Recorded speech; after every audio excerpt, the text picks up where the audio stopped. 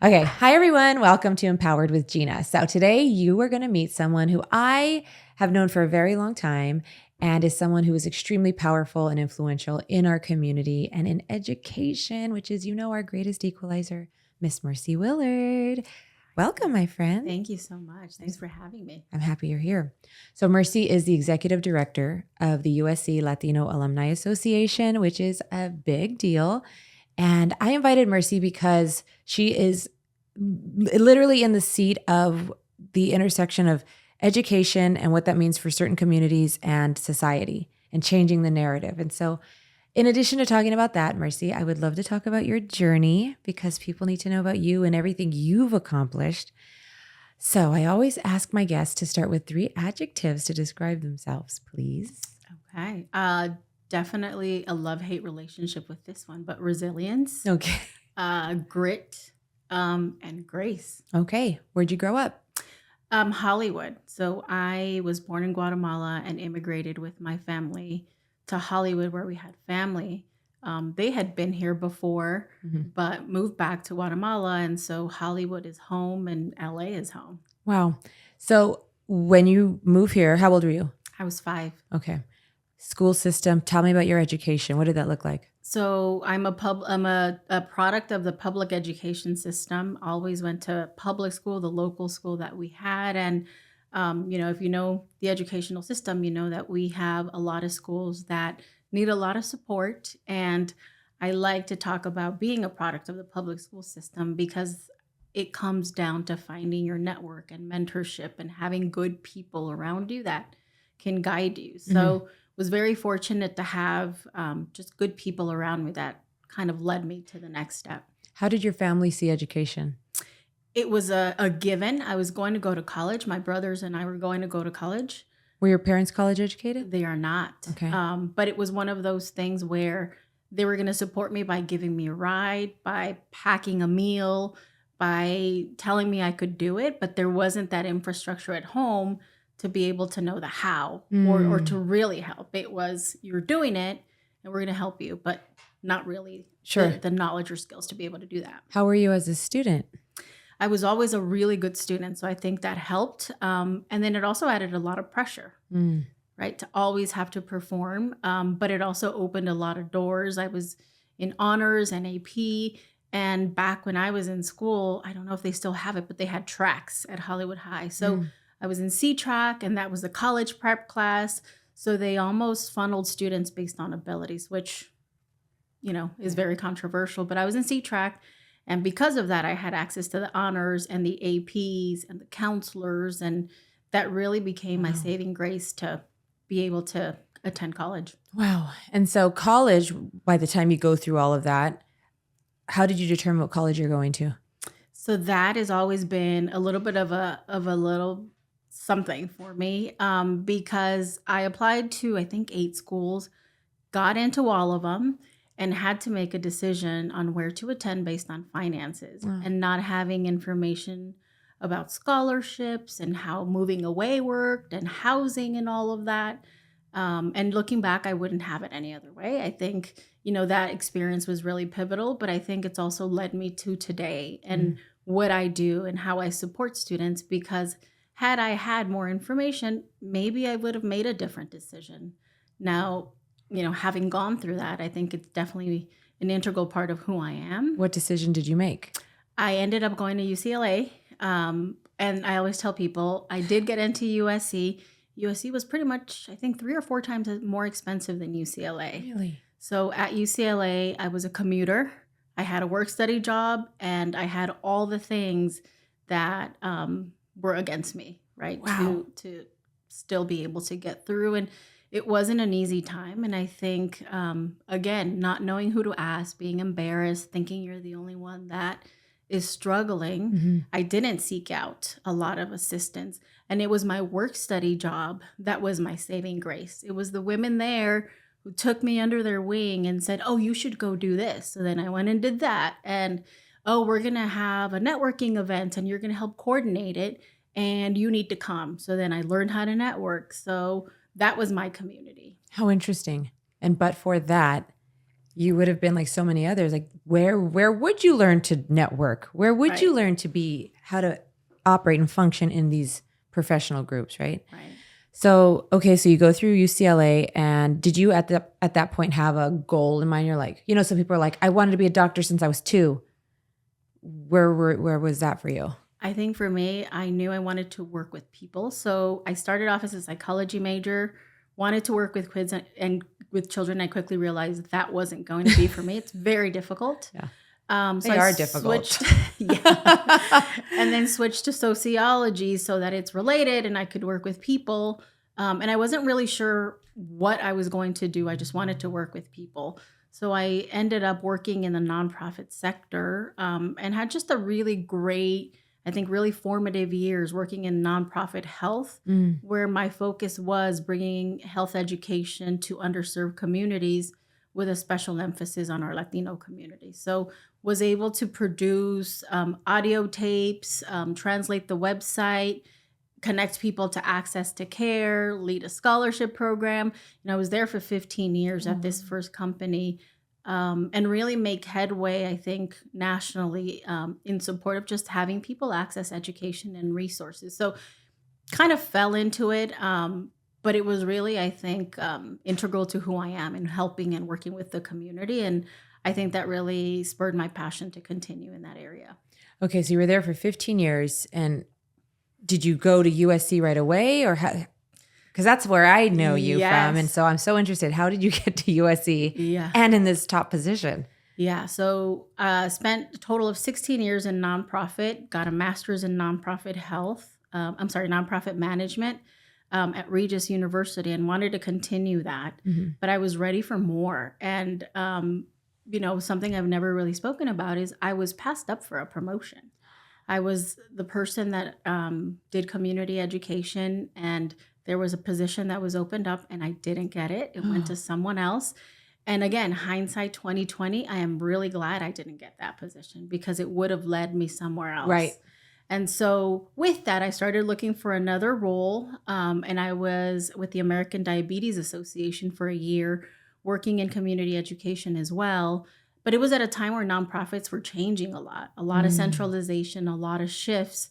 And so I was on LinkedIn looking at jobs, and I saw this position. Really? And so it was one of those things where I wasn't applying for work, but I couldn't stop thinking about it. So I said, I'm going to apply and then I'm going to move on, right? I just can't stop thinking about it. Apply, move on. And then if it's meant to me, it will be. But the thing that spoke to me about this role is we are helping students that were like me. First generation, low income, parents don't have a college education most of the time. We have students that are not that, but the majority of our students are that.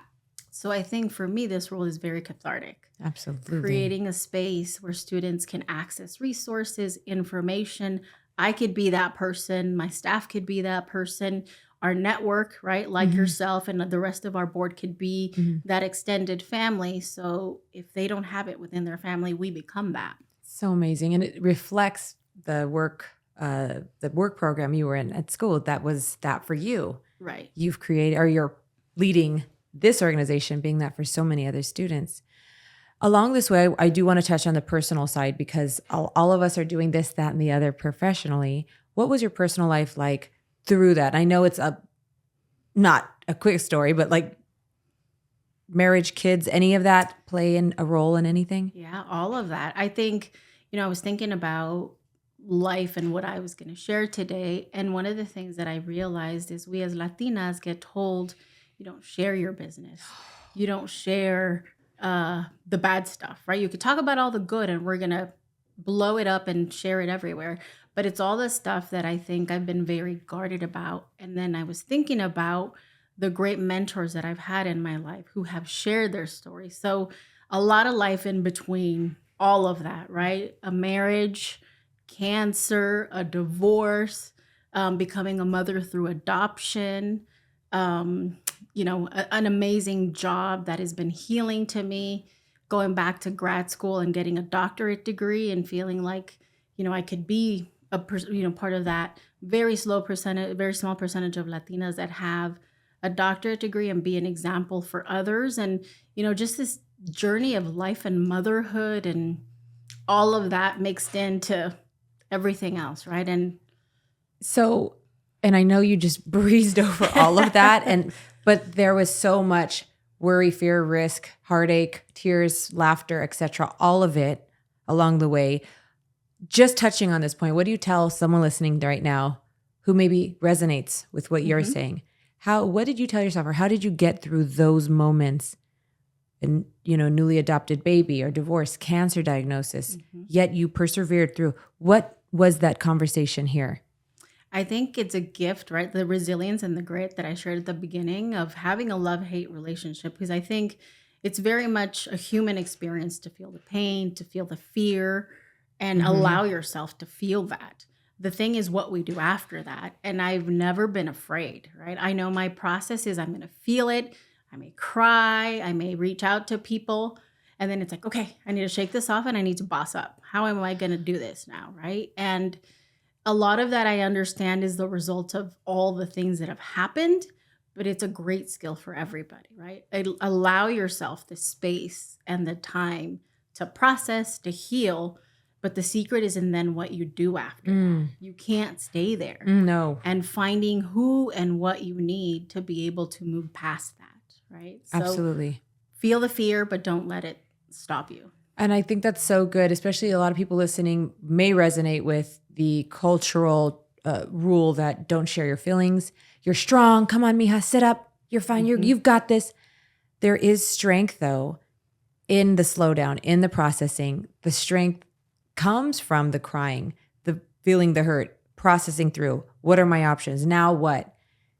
Instead of, okay, I'm just not going to think about it. I'm going to numb it with, whatever people numb their feelings with, or I'm going to push through. Or I'm a victim. Right. This is the worst thing. I knew I wasn't good enough. Everyone said I wasn't, I knew it. And you get stuck and you stay there. So getting to that point and having that conversation with yourself, like, okay, now it's time to boss up. The tears are gone. I feel bad. I still feel beat up. Right. But we're getting up and we're moving. I don't know what direction, but we're getting up and we're moving. Right. I think in the minute or in the process, you can't see that light at the end of the tunnel. But at some point, if you just keep putting one foot in front of the other, it just happens, right? I remember talking to someone about the divorce, right? And it's not something that you talk about, but, one day I just felt better, right? Yeah. And it's like, okay, I can do this, right? Yes. Like I don't feel like crying anymore today. And my new life is, here. So we do that. It's just hard to see it, I think, through the weeds in the moment. Absolutely. When you're in it, you're in it.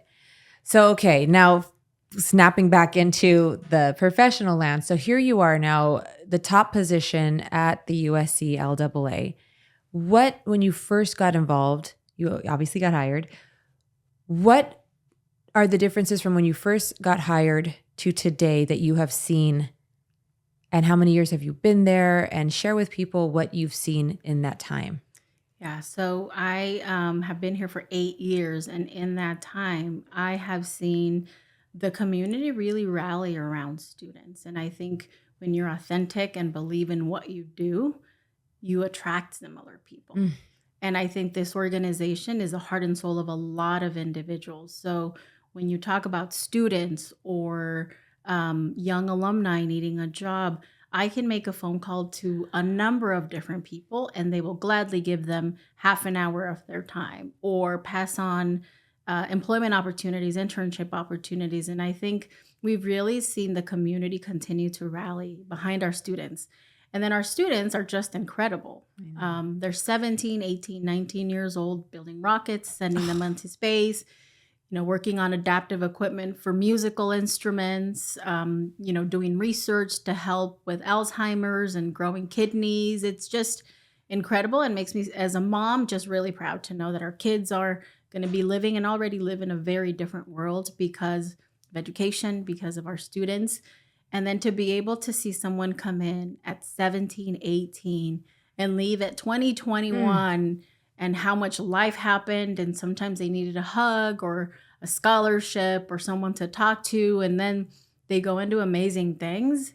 It's just such a privilege. And then now that I've been here long enough, it makes me feel old, but we have a couple that have gotten engaged. So the hashtag is LAA fiance. So it's really cute to see full life, right? You see, there's even like a built-in dating service. She does it all, folks. No, but that really does speak to the community and the family feel that you're creating there, because without LAA, it doesn't exist. Right. And can you tell me statistically, or just off the top of your head, just some statistics for people who aren't familiar with perhaps the demographic of students that come to USC trying to get in and the percentages, et cetera? So we have made a lot of inroads in the percentage of first-year students at USC. This past year, it was 20% of the incoming class identified as Latino, Hispanic. Our scholars, we awarded just over $1.1 million to over 300 scholars that we keep on if they're an undergraduate for 4 or 5 years. So we're seeing a lot of inroads. And as we've had a lot of changes in education due to COVID with SATs and ACTs being test optional, it's a combination of things, right? It's a combination of the efforts that we have made to show that there is a place for everyone at USC and there is a community there to support you. It's changes that the university has made in investments so that underserved populations consider USC with just big info sessions and things of that nature. So the landscape of our student is also changing. That's not everyone, right? We have students that are continuing generation, and their story is no less important or difficult. They have other challenges. Our children will have other challenges because they have privilege and they have access, but they have other things. So the majority of our students are still low income first generation, and it's incredible because a lot have grown up in the neighborhood, seen USC, walked through campus, and you'll still hear that they didn't think that that was a place for them. Yes. So a lot has changed, but a lot hasn't. Well, I mean, I know we can get into this conversation and that whole conversation, but really I wanted to highlight today what you do, who you are, and, you know, being a proud Trojan myself, I think it's so important to highlight the good work that the school is doing, and especially under your leadership.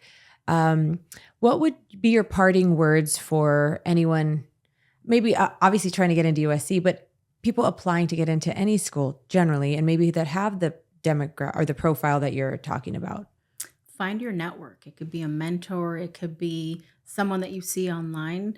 I have yet to reach out to someone and have them say no, that they wouldn't be willing to help, that they wouldn't be willing to answer my questions. And I think that really never changes. When I was considering my doctorate degree, I had a little boy and I was a single mom. And I reached out to other women on campus who were doing this program. And there was one specifically who had 2 little kids and then had, 3 little kids under 5 and was in this program. And they said I could do it. So it's just reaching out to people, finding your network. It may be one conversation. It may be one resource. It may be that pep talk. I think it really comes down to finding that network and not being afraid.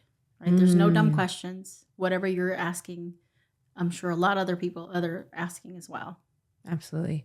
Well, Mercy, thank you, my friend, for being here. I'm really proud that you're here and what you represent for us and our community. And I will continue to be an advocate and support however I can as well.